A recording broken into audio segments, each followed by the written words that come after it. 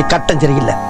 நம்ம கூட விளையாடுறதே அவனுக்கு வேலையா போச்சுடா. நடிப்புன்றது உள்ள இல்ல மச்சான், வெளியே அங்கங்க கொட்டி கிடக்குது. நமக்கு எவ்வளவு வேணுமோ எடுத்து எடுத்து லோட் பண்ணிக்க வேண்டியதான். வாயில வசம்ப வச்சு தேய்க்க, வாய்க்கால தண்ணி வந்து வாயை கூப்பிடுடா. எடுபட்ட வேலை போகும்போது எங்க போறேன் கேட்கிறேன், விளங்குமாடா? போடா போடா போய் வேலை வெட்டிந்தா பாருங்கடா. உங்களை முன்னால வேட்டியை தூக்கப்படாது, அது தப்பு. கொஞ்சம் குனிஞ்சு பாருங்களேன். ஐயோ என்ன தப்பா பேசுற, கெட்ட வார்த்தையா பேசுற, தப்பு. நாங்களா யார் தெரியுமா?